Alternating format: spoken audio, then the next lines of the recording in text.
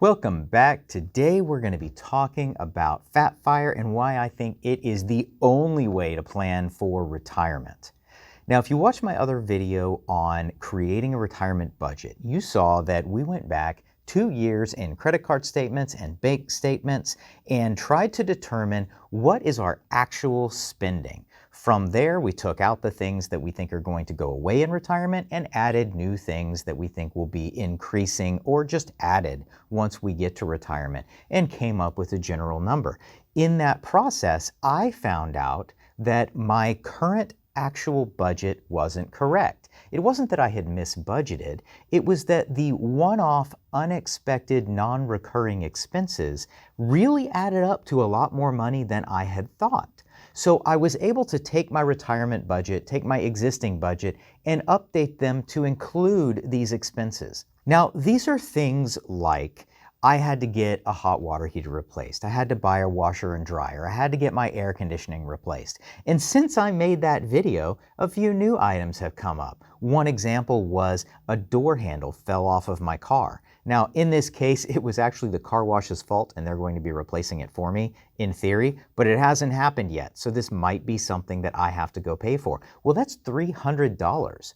If you're really trying to live on a minimalized budget, you're trying to do lean fire or something like that, and you have an unexpected $300 bill that may be through no fault of your own, then how are you going to pay for that? So these are all things that went into this concept of non-recurring expenses in the retirement budget, but those go into why I think Fat Fire is necessary, because if you're not accounting for those things in some way, you're going to run out of money.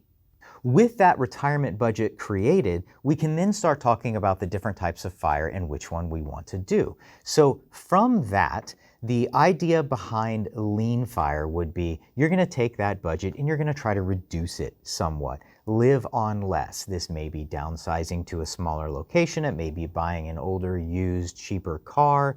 It may be just not going out to eat and cooking your own food or something like that. But it is reducing your standard of living in order to live on less.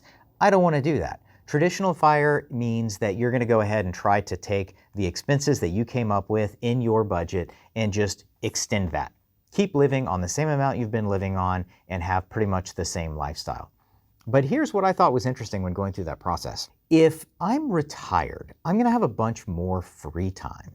What am I going to do with that free time? If I'm not going to work, I'm not going to the office, I'm not having to do all of the different things that I would normally have to do in life. And that may very well be taking kids to their various sporting events or choir events or scouting events, anything that would normally happen when I'm younger and the kids are younger and I need to take them to do that. As I get older, those things are going to go away. It means I'm going to have a whole bunch more free time when I don't have work and I don't have all those other extracurricular activities. I'm going to have to fill those with something. That's going to mean going out to eat with friends, going and trying a new hobby, or maybe just trying to find new places to entertain me because I'm suddenly going to be bored because I have literally every waking hour all week long to fill with nothing. So when you take into consideration all these different hobbies, all these different things I might want to do into the future, they're all going to be associated with some kind of cost. If I have an existing hobby that I've been doing forever that doesn't require new materials, maybe that doesn't change. But let's say I take up woodworking. Suddenly I have the cost of wood. Let's say I take up welding or some kind of metalworking because I want to try that out. I have the cost of the metal and the equipment that goes with that. If I want to take up painting, I have canvas and paints and brushes and all those things. Anything you can think of comes with an associated cost. So if you're moving down to a lean fire method, you can't afford to do that. Your form of entertainment must be going outside and throwing a ball, or just taking pictures with a camera that you already have, doing something that recycles what you already have, but you can't add anything new. I don't want to do that. So Fat Fire means I'm going to plan to save enough money to where I can fill that free time with new, interesting activities. I can have more hobbies. I don't have to worry about, I can't afford this. And it's going to allow me the freedom that I really want to have once I retire. Really, when looking at the different types of fire, it's more a matter of what type of fire will afford what I want to do. And Fat Fire, by definition, is going to afford you the ability to do all of the things you need to do, plus all of the things you want to do. And I want to have that freedom in retirement. So before I go into a little bit more of what that means to me, let's talk about a few more expenses that might come up in retirement that you might not be thinking about. Obamacare. I've talked about this before. I am going to make a video on it. Obamacare, also known as the Affordable Care Act, the ACA, that is how you're going to get your health insurance in retirement. I say that because as of right now, there really aren't any other good options. If you do not have an employer-sponsored health care plan, either you're going to go without insurance or you're going to go on the ACA. So if you go and look at those costs, they are very expensive. I talked about this before, but I went and looked and found out that a bronze plan that includes an out-of-network option that is really a decent option, even with government subsidies, was still going to cost me $500 a month just on the base premium. In addition to that, it requires me to pay most things out of pocket until I hit the deductible. So I have to add more money for that because as I get older, I know I'm going to spend that. I know I'm going to need healthcare. So I included an extra $1,000 a month. Well, that's $1,500 a month for healthcare. I talked a little bit earlier about the refrigerators and the hot water heaters and my car door handle falling off, things like that. You have to include all of those things in your budget because when you're retired, you're effectively on a fixed budget. You can't spend more than what you planned for because if you do, you run out of money. Well, if you have any of these expenses that you haven't planned for, what are you going to do? I will also add that the price that I am budgeting for healthcare for Obamacare, the ACA, is $1,500 a month now, today, in 2021. Well, I looked this up, and historically, healthcare costs have been rising at about 5.5% per year. Well, if it's going up 5.5% every single year, unless I'm planning on my retirement budget increasing by 5.5% every single year, those costs are going to be higher than $1,500 a month. So I've got to start planning for this. What if something bad happens? These are things nobody ever wants to think about. But you know, in Texas, we get hail on a regular basis. When you get hail, you have to get your roof replaced. When you do that, you have to pay an out-of-pocket deductible, which is usually around 1% of the value of your house. Well, if you have a $300,000 house, that's $3,000 out of pocket. And of course, it never quite works out that way. There's always something where the insurance company says, oh, we're only going to pay to replace part of your gutters, the parts that were damaged. And then the gutter company is going to say, yeah, we don't work that way. We replace them all or nothing. And so you're going to have to come up with the additional money out of pocket. As another example, you could also get in a car wreck. You could have a medical emergency.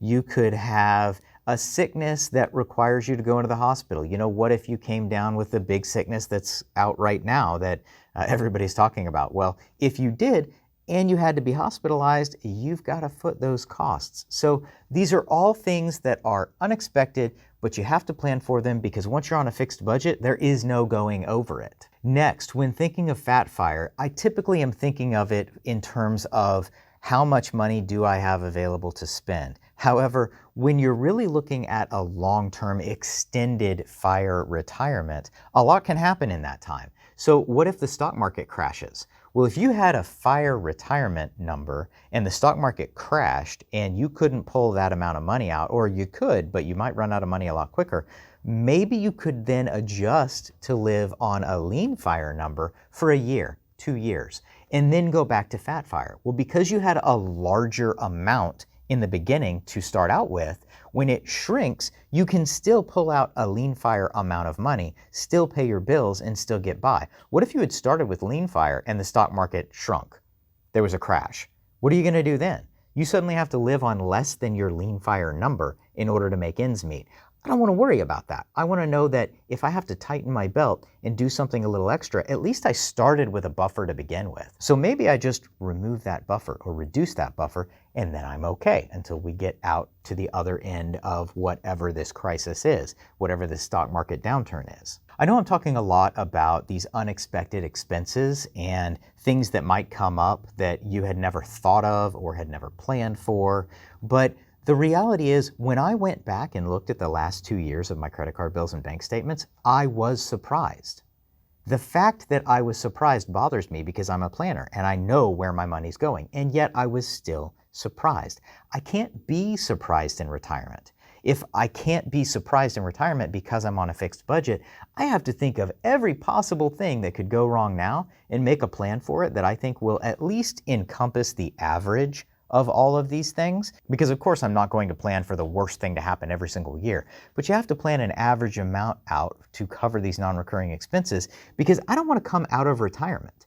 I don't want to end up in retirement having enough of these things that I should have planned for because they did happen beforehand, but I didn't because I wasn't really thinking it through. I don't want to be one of those people that's focused on these other YouTubers who says, here's how little you can retire on, and try to retire on that amount and then find out that, oh yeah, there's like 100 things that go wrong and you're going to end up having to come out of retirement for it.